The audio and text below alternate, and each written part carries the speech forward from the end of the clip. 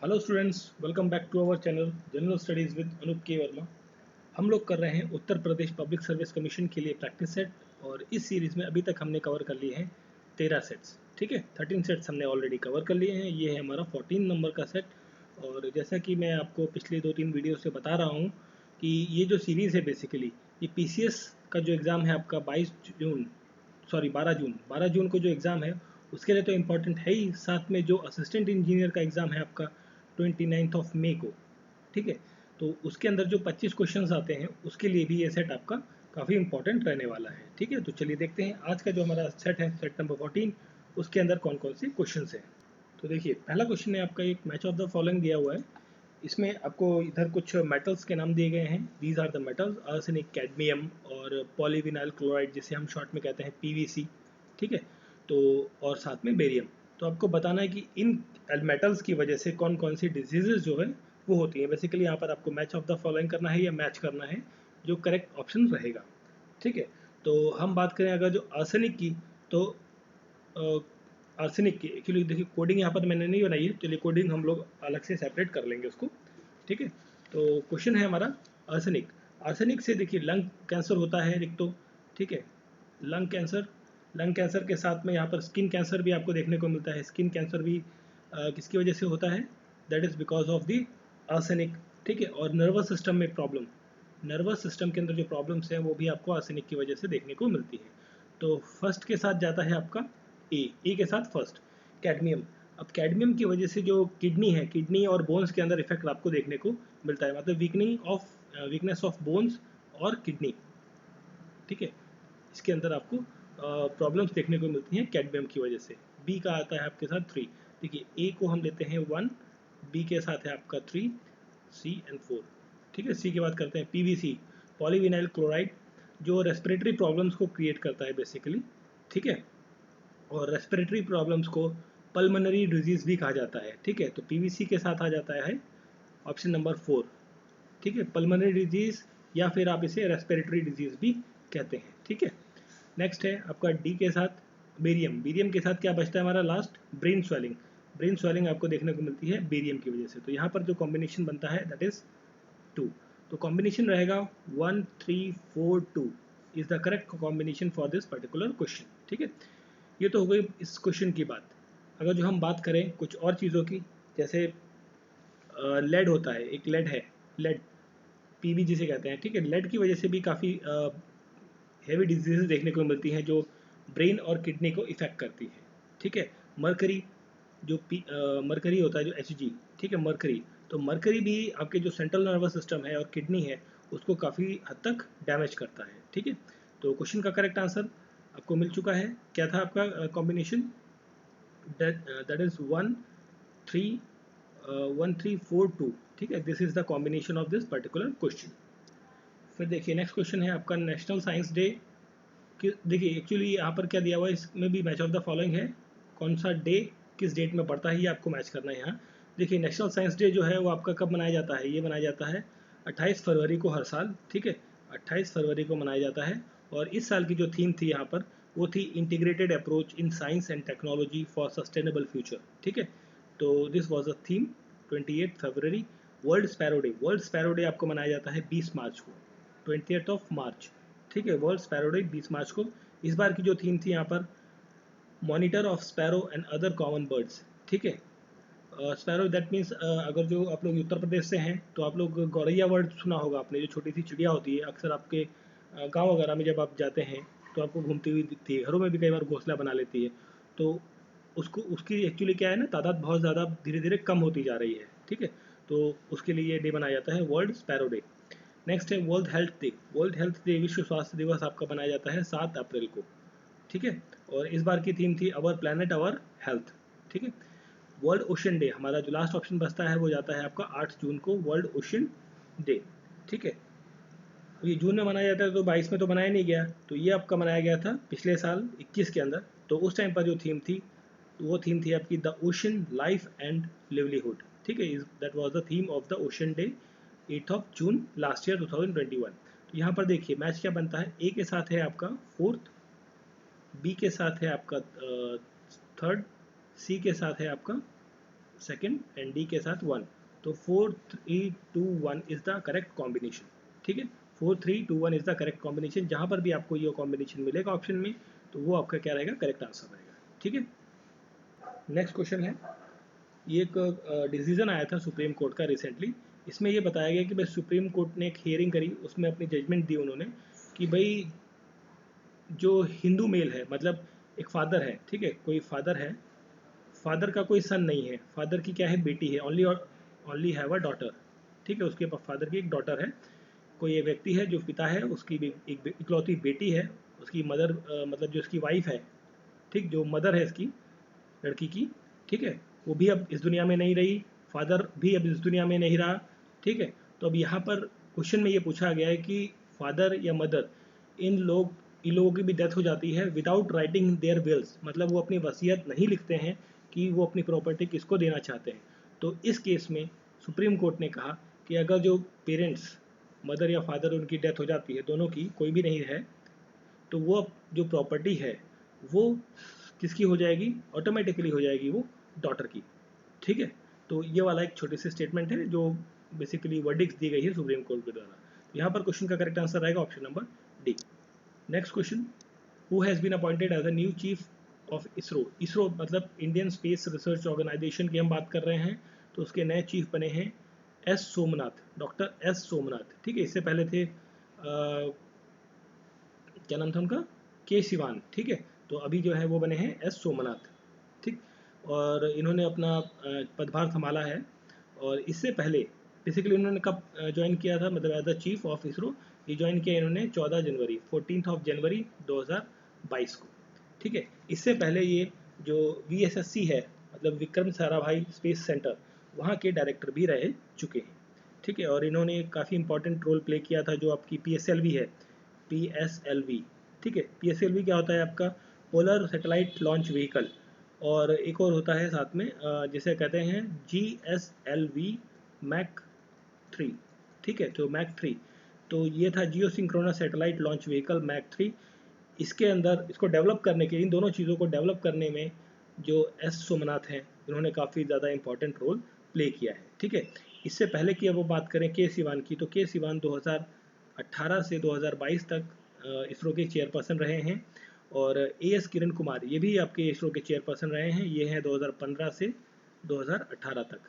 ठीक है, और श्री राधा कृष्णन जो है कि डॉक्टर के राधा कृष्णन बेसिकली, ये आपके 2009 से 2014 तक। ठीक है, ये क्रोनोलॉजी भी हो गया, 9 से 14 तक ये रहे, फिर 15 से 16 ये रहे, 18 से 22 ये रहे, और फिर अब ये करंट में 2022 से कंटिन्यूड आपका S Somnath as a chairperson of ISRO.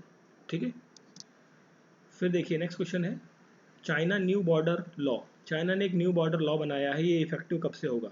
ठीक है, चाइना ने एक न्यू बॉर्डर लॉ पास किया है, ये पास किया था इन्होंने 23 अक्टूबर 2021 में ये पास किया था चाइना ने न्यू बॉर्डर लॉ, और इसे इफेक्टिव किया गया है 1 जनवरी 2022 से। ठीक है, option C is the correct answer. अब एक्चुअली देखिए, चाइना की जो टॉप लेजिस्लेटिव बॉडी है, इसे कहते हैं स्टैंडिंग कमेटी ऑफ, देखिए चाइना की जो टॉप लेजिस्लेटिव बॉडी है उसका नाम है Standard Committee of National People Congress. ठीक है, इसने ये लॉ पास किया है, जिस लॉ का नाम रखा गया है protection and exploitation of countries land border area. ठीक है, ये नाम रखा गया है इसका, और इस कानून के तहत बेसिकली जो स्टेट है वो अपने जो डिस्प्यूट्स हैं लैंड बॉर्डर्स के साथ, मतलब देखिए चाइना जो कई सारे देशों के साथ ना बॉर्डर शेयर करता है। ठीक है, तो लगभग अगर जो हम बात करें, चाइना 14 देशों के साथ अपनी लैंड बॉर्डर शेयर करता है। ठीक, तो कहीं ना कहीं उसके साथ कुछ ना कुछ डिस्प्यूट हमेशा बना ही रहता है, जैसे कि इंडिया के साथ भी इसका डिस्प्यूट है, नेपाल के साथ भी शायद थिंक थोड़ा बहुत डिस्प्यूट है, भूटान के साथ डिस्प्यूट है, मतलब ऐसा कोई देश नहीं है जिसके साथ चाइना ने का डिस्प्यूट नहीं चल रहा है। तो उन सभी डिस्प्यूट को म्यूचुअली बैठकर सेटल करने के लिए ये लॉ लाया गया है बेसिकली, और इस लॉ के तहत जो है 62 आर्टिकल्स लिखे गए हैं इसके अंदर, और 7 chapters are included in this particular law. ठीक है, इसके तहत इसका जो मुख्य उद्देश्य है इस लॉ को लाने का, कि जो इक्वलिटी है, म्यूचुअल ट्रस्ट है, या फ्रेंडली कंसल्टेशन के साथ जो बॉर्डर डिस्प्यूट है उनको क्या किया जाए, सॉल्व किया जाए। बट देखिए इन्होंने कर तो दिया, बट चाइना ऐसा करता कहाँ है, मानता कहाँ है वो तो अपनी खुरापाती हरकतों से जो एक होता है ना विस्तारवादी सोच जो है उसकी हमेशा बनी ही रहती है। ठीक है, भले वो कितने लॉ ला दे दिखाने के लिए दुनिया को कि हम अच्छे से रहना चाहते हैं, but it has a problem. ठीक है, तो यहाँ पर जो क्वेश्चन का करेक्ट आंसर है that is option number C. ठीक है, एक चीज़ और आपको पता होगी कि दिसंबर 30 दिसंबर को, ठीक है, चाइना ने रीनेम किए थे, चाइना ने मतलब रीनेम किया था, वापस से पुनः नाम रखा गया था अरुणाचल प्रदेश जो है ना हमारा जो एरिया है वहाँ के 15 प्लेसेस को, 15 प्लेसेस ऑफ अरुणाचल प्रदेश को चाइना ने बोला कि हमारे क्षेत्र में है और उनका रीनेमिंग कर दिया। तो ये हरकत भी ये कर चुका। भाई देखिए अक्टूबर में कह रहा है कि भैया हम न्यू बॉर्डर लॉ लाते हैं और दिसंबर में ये हरकत करता है और इफेक्टिव करता है भाई ये, तो मतलब कोई भरोसे वाला आदमी है ही नहीं है ना। आदमी इन द सेंस कि पूरा देश जो है वो भरोसे लायक नहीं है, जैसे चाहे पाकिस्तान और चाइना ये दोनों भरोसे लायक नहीं है। भरोसा भी करो तो अपनी सेफ्टी पहले ज़रूर रखनी चाहिए इनके साथ में। तो फिर देखिए नेक्स्ट क्वेश्चन है which of the following is not an airborne disease. Airborne disease नहीं होती। देखिए एयरबॉर्न डिजीज कौन सी होती है, वो डिजीजेज होती हैं जो कॉज होती है बेसिकली पैथोजेनिक बैक्टीरियाज की वजह से स्पेशली, और जो ट्रांसमिट होती है थ्रू द एयर। ठीक है, एयर के थ्रू, या देखिए इसमें रिस्पॉन्सिबल जो पैथोजेंस होते हैं वो पैथोजेंस आपके सारे होते हैं। जैसे पैथोजेंस की हम बात करें तो इसके अंदर वायरस भी आएगा, बैक्टीरिया भी आएगा, फंगाई भी आएगा, ये सारी चीज़ें, ठीक है, जो एयर के थ्रू आपका ट्रांसमिट हो जाती हैं through breathing, talking, coughing, sneezing, या डस्ट की वजह से, spray of the liquid, toilet flush की वजह से, ये सारी चीज़ों की वजह से जो स्प्रेडिंग होगी डिजीजेस की, that are called the airborne diseases. आपको नाम से पता लग रहा होगा कि होती क्या है। अब इन बीमारियों के बारे में हम बात करें कि कौन सी बीमारी नहीं है। तो देखिए जो कॉमन एयरबॉर्न डिजीजेस हैं जैसे आपका एंथ्रैक्स होता है एक, ठीक है, एंथ्रैक्स आपको दिया हुआ है। एंथ्रैक्स इनहेलेशन की वजह से होता है। चिकन पॉक्स, इन्फ्लुएंजा होता है। देखिए चिकन पॉक्स भी ऑप्शन में दिया हुआ है। इन्फ्लुएंजा, ठीक है, इन्फ्लुएंजा होता है। मिसल्स होता है, स्मॉल पॉक्स, क्रिप्टोकॉसिस, ठीक है, क्रिप्टोकॉसिस भी आपका होता है, देखिए यहाँ पर दिया हुआ है। देन हम बात करें ट्यूबरक्लोसिस भी होता है। ठीक, तो ये सारी जो डिजीजेस है बेसिकली ये क्या है आपकी एयरबॉर्न डिजीजेस है। ठीक है, एयरबॉर्न मतलब किसी न किसी, ऐसा नहीं कि हवा से ही आएंगी, बट आप किसी के मुंह के सामने जाके छींक दोगे तो भाई उसको भी तो इन्फेक्शन लगेगा ना। तो इस टाइप की भी चीज़ें जो होती है उन्हें भी कहा जाता है आपका एयरबॉर्न डिजीजेस। तो ये सब कुछ एग्जांपल्स थे। इसमें देखिए 3 नाम तो आपको दिख गए जो एयरबॉर्न डिजीज के अंदर आते हैं, बट जो ब्रोंकाइटिस है, ठीक, ऑप्शन नंबर डी, तो वो आपकी एयरबॉर्न डिजीज नहीं है। बट अगर जो एयरबॉर्न डिजीज नहीं है तो ये है क्या चीज़, this is basically COPD, that is COPD। अब COPD क्या होता है, COPD होता है chronic obstructive pulmonary disease, chronic obstructive pulmonary disease. ठीक है, ये होता है आपका फुल फॉर्म COPD का, जो बेसिकली आपका है ब्रोंकाइटिस। कौन सा ब्रोंकाइटिस, क्रॉनिक ब्रोंकाइटिस। ठीक है, इसके अंदर क्या है जो ब्रोंकियल ट्यूब्स हैं, इन्फ्लेमेशन, आपको एक जलन सी, आपको जो लंग्स है, जो फूड पाइप है या विंड पाइप है, उसमें आपको एक जलन सी फीलिंग होती है, मतलब ऐसा लगता है ना कि गर्म सा हो रखा है, जलन आग सी लग रही है सीने में। तो उस टाइप की जो फीलिंग्स होती हैं तो वो इस बीमारी के अंदर आपको देखने को मिलती है, इस डिजीज़ के अंदर। This is not related with the air. ठीक है, तो यहाँ पर करेक्ट आंसर रहेगा ऑप्शन नंबर डी। फिर देखिए next question, which among the following is not an example of carbohydrate. Carbohydrate का एग्जाम्पल नहीं है। देखिए कार्बोहाइड्रेट जो है जो शुगर और स्टार्च, ये दोनों क्या कहलाते हैं आपके कार्बोहाइड्रेट, और ये प्रोवाइड करते हैं और एनर्जी को क्या प्रोवाइड करते हैं। देखिए शुगर एंड स्टार्च, ये दोनों चीज़ें जो है ये क्या किस चीज़ के होता है, these are the called as a carbohydrate. ठीक है, और ये क्या प्रोवाइड करते हैं, ये प्रोवाइड करते हैं एनर्जी, एनर्जी प्रोवाइड करते हैं किसको, ऑर्गेनिजम्स को। जो ऑर्गेनिजम्स इनको कंज्यूम करता है उनको क्या प्रोवाइड करते हैं, ऑर्गेनिक एनर्जी प्रोवाइड करते हैं। और कार्बोहाइड्रेट की जो हम बात कर रहे हैं तो कार्बोहाइड्रेट का जो जनरल फॉर्मूला होता है तो वो होता है आपका CM ब्रैकेट में H2O और फिर ये क्लोज करके आपका N। ठीक है, M और N क्या है, यहाँ पर इंटीजर्स हैं, नंबर्स हैं, जितने कार्बन और वाटर मॉलिक्यूल्स आपके रहेंगे उनके ऊपर डिपेंड करता है, but this is the general formula of carbohydrate. अब इसके अंदर कार्बोहाइड्रेट्स के कुछ एग्जांपल्स की हम बात करें तो इसके अंदर आपका देखने को मिलता है glucose, fructose, galactose, sucrose, sucrose के बाद आपका लैक्टोस, लैक्टोस के बाद होता है आपका एक सेलुलोज, और chitin, chitin CHITN, chitin, starch, xylose and maltose. ठीक है, ये सारे क्या हैं ये लगभग मैंने कितने 10 बता दिए ब्लॉक है ना, माल्टोज, ठीक है, ये 10 हैं। ये सारे क्या हैं आपके कार्बोहाइड्रेट्स के फॉर्म हैं। बट इसमें एक और इम्पॉर्टेंट चीज़ है कि ये जो चीज़ है ग्लूकोज, फ्रक्टोज और गैलेक्टोज, ये तीन जो स्टार्टिंग वाले हैं ये क्या है, मोनोसेक्राइड्स हैं, ठीक है। सेकंड आपका सुक्रोज और लैक्टोज, ये दोनों क्या है, डाइसेक्राइड्स हैं। और यहाँ पर जो सेलुलोज है, सेलुलोज इज द सेलुलोज और चिटिन, ये दोनों क्या है आपके चिटिन, बेसिकली चिटिन हम इसको प्रोनाउंस करेंगे। तो दीज आर द पॉलीसेक्राइड्स, ठीक है। तो ये सारे क्या हैं, कार्बोहाइड्रेट्स के फॉर्म। देखिए यहाँ पर देखिए लैक्टोज, सेलुलोज और सुक्रोज, ये सारे नाम आपने देख लिए। यहाँ पर जो ये ऑप्शन है एक्टिन, एक्टिन जो है कार्बोहाइड्रेट का फॉर्म नहीं है, ठीक है। एक्टिन अब बेसिकली है क्या, एक्टिन एक बेसिकली मल्टी फंक्शनल प्रोटीन है, ठीक है। This is a multi functional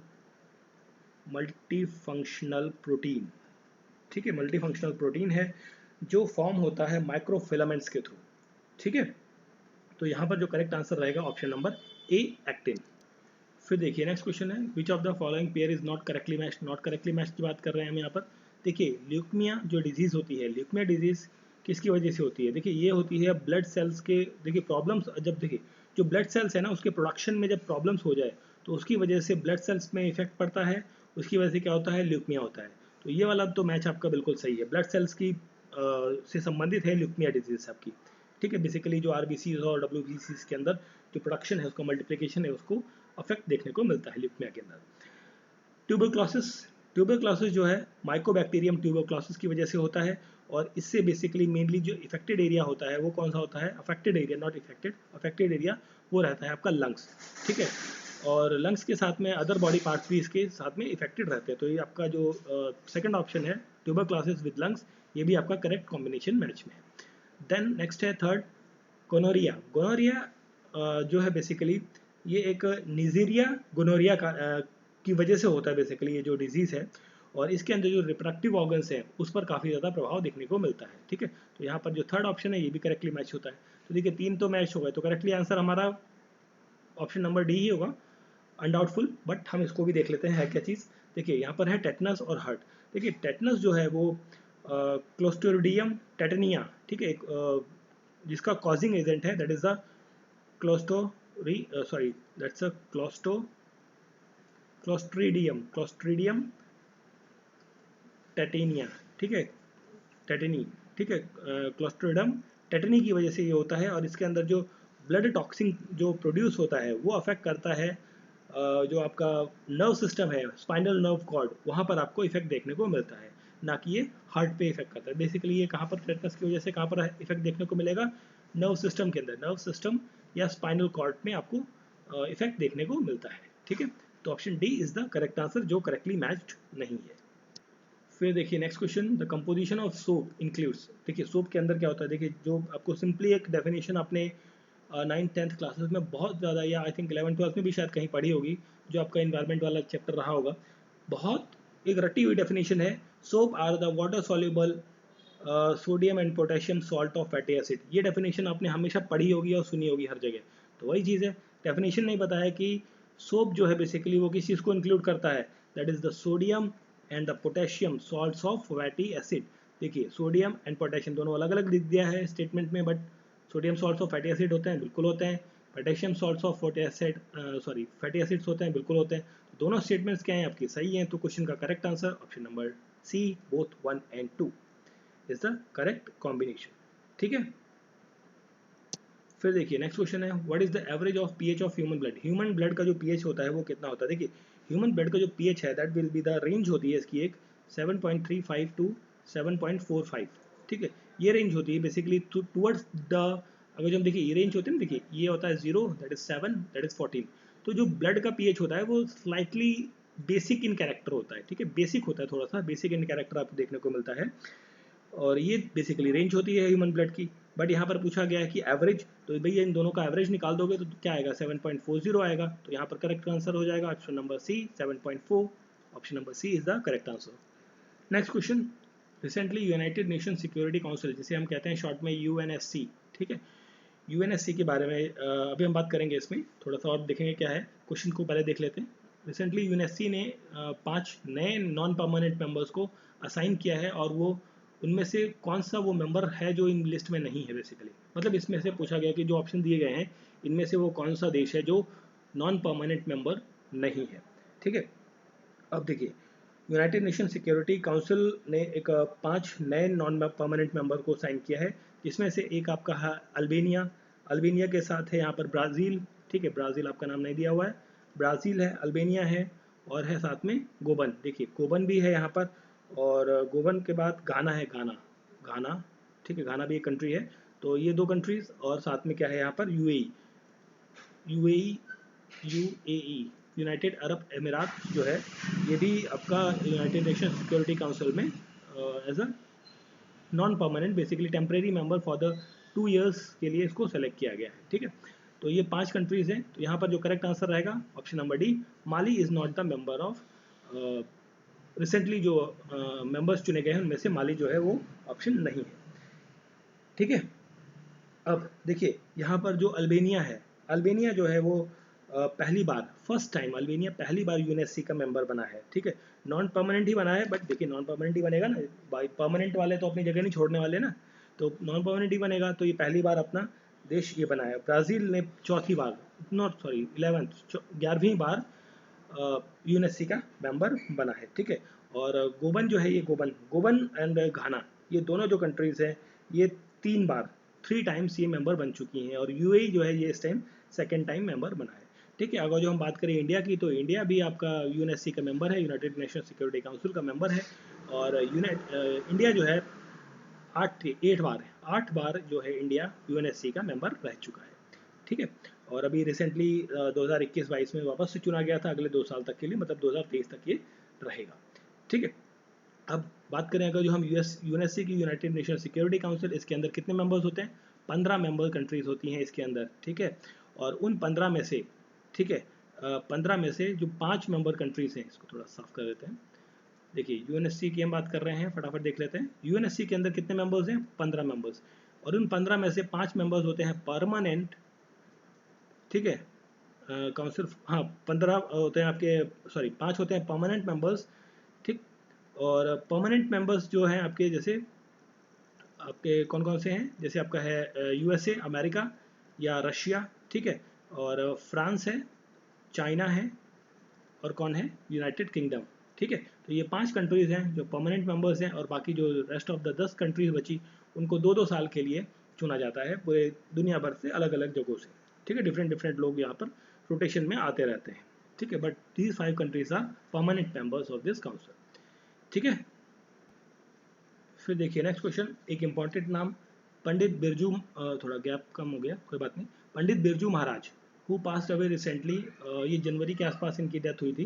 तो ये कौन है बेसिकली, ये किस घराना से बिलोंग करते हैं? कि पंडित बिरजू महाराज जो है एक कथक डांसर हैं, ठीक, सॉरी डांसर थे भारत के, और इनका जो संबंध था, एक्चुअली इनकी बात करें तो इनकी जो डेथ हुई थी, अगर जो हम जनवरी की हम बात कर रहे थे, तो 17 जनवरी 2022 में इनका जो है स्वर्गवास हो गया, जो कथक डांसर है पंडित बिरजू महाराज जी का। ठीक है, ये कथक डांसर हैं, दुनिया में इन्होंने अपना बहुत एक अच्छा नाम कमाया हुआ है, ट्रेडिशनली डांस फॉर्म है ये आपका कथक। और कथक डांस फॉर्म जो है वो कहाँ से बिलोंग करता है? कथक जो है ये उत्तर प्रदेश का एक क्लासिकल डांस है। ठीक है, उत्तर प्रदेश का। और अगर जो हम बात करें इनकी बिरजू महाराज की, तो इन्हें पद्म विभूषण का अवार्ड जो है वो भी मिल चुका है। ठीक है, नृत्य शिरोमणि का जो सम्मान है वो भी इन्हें मिला है, और संगीत नाटक अकेडमी का भी पुरस्कार जो है वो इन्हें मिल चुका है। और अगर जो हम इन्हें बात करें, इनका पूरा नाम, हो सकता है किसी एग्जाम में आपसे पूछा जाए कि पंडित बिरजू प्रसाद या बिरजू महाराज का जो पूरा नाम है वो क्या है, वो है ब्रिज मोहन, दैट इज ब्रिज मोहन नाथ मिश्रा। ठीक है, ये इनका पूरा नाम है ब्रिज मोहन नाथ मिश्रा, जिन्हें प्यार से कहते हैं पंडित बिरजू महाराज।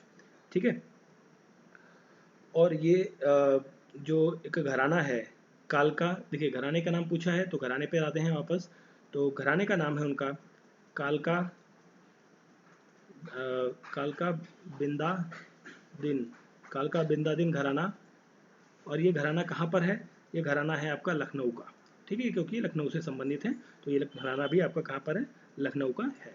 तो यहाँ पर देखिए लखनऊ घराना आप कह सकते हैं डायरेक्टली, या कालका बिंदा दिन घराना या लखनऊ घराना, ठीक है। तो यहाँ पर जो करेक्ट आंसर रहेगा इस क्वेश्चन का ऑप्शन नंबर बी रहेगा, ठीक है। और इनका जो जन्म हुआ था ये लखनऊ में ही हुआ था।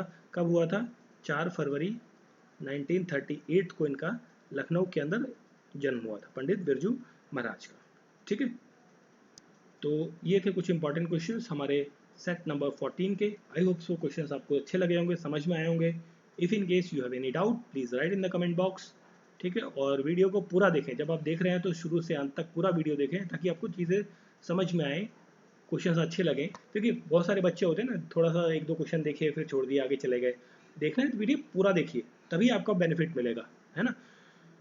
और जो लोग भी देख रहे हैं प्लीज़ चैनल को सब्सक्राइब करें, अपने फ्रेंड्स के बीच में सर्कुलेट करें। मिलते हैं नेक्स्ट वीडियो में, और लाइक सब्सक्राइब ज़रूर करें, ठीक है। Thank you for watching.